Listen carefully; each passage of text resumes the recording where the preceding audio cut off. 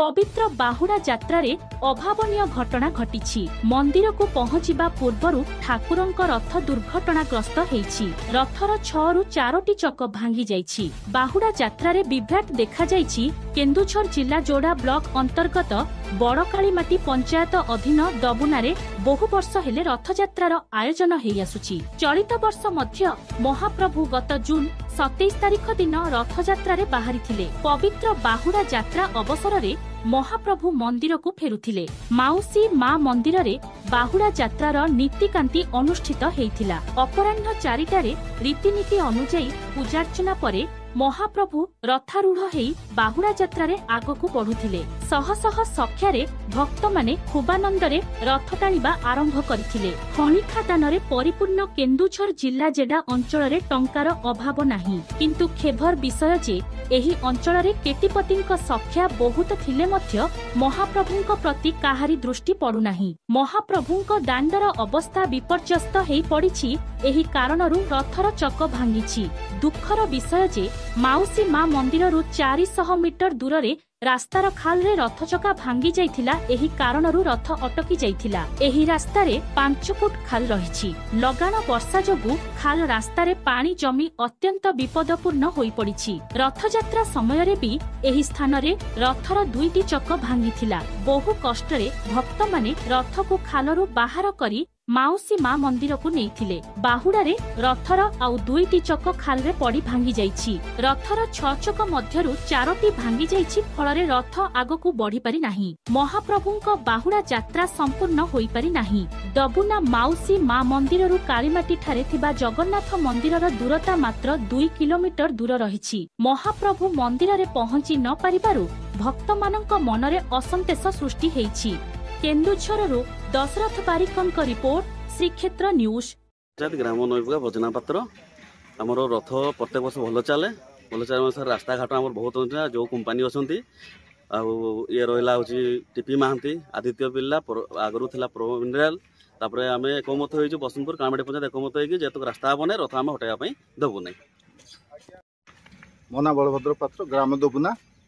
आज्ञा जो रास्ता रही दीर्घ 3 वर्ष रु आम प्रयास कर लेटर चिठी सब प्रशासन को अवगत करी ग्राम सभा आम दीटा पास करूँ सभ्य सरपंच को लेकिन आ ग्राम सभा पास पर एवं लास्ट स्टेज भी रास्तार मरामती माने ये रास्ता पुनः उद्धार हो से अवस्था अच्छी। किंतु दुखर अति दुखर विषय जे आज्ञा 3 मास पूर्व आम ट्रस्ट बोर्ड सहित सभ्य सरपंच और ट्रस्ट बोर्ड वाला बसिक बैठक होता केमती रथयात्रा माने सुरखुरे हेबो। किंतु अति दुखर कथा जे गतकाली जो परिस्थिति तैयारी होईची एटा केवल एतिकी कुआजिबो कंपनी मानकू जोगु ही होईची। आउ कंपनी को आमर सभ्य सरपंच लिखित माध्यम रे दैछंती एवं मौखिक मध्य कहिसंती जा फल मु भी तांकू प्रो मिलियन हला टीपी महांतु को मु निजे कॉल करछि जे यात्रा आसी जाइछि आपण माने या प्रति टिके ध्यान दिंतु। किंतु हाँ कर पलैगला।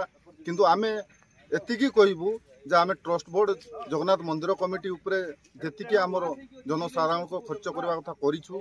आ ये रास्ता उपरे जो वर्ष भी रथ यात्रा होईछि से वर्ष आमे 2 लाख रु 2.5 लाख टका ये रास्ता उपरे आमे खर्च करी यात्रा आमे करि चलछु।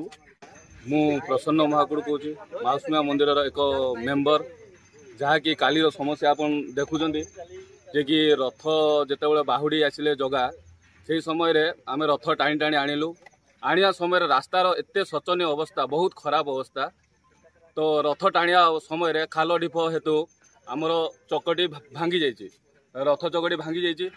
तो एमती आमर प्राय वर्ष वर्ष सेमती हो पाखापाखि 4-5 वर्ष है से भाया समस्या आम सम्मुखीन होचु। बाकी रहा प्रशासन प्रथम प्रशासन दायी कारण प्रशासन को सब बड़े पिटिशन दिया होची। कलेक्टर ऑफिस जाकि पिटिशन दाखल कराई कंपनी मान को कहुई जे कि रास्तार अवस्था टिके माने भल करा जाऊ। तो समस्त कहया सत्ते आमर ग्रामवासी एटी 5-6 मौजा ग्रामवासी अच्छा समस्ते सब प्रकार सहयोग करुँचे जे रास्ता केमिति हो बोली सब आग भरा होउछन्ति।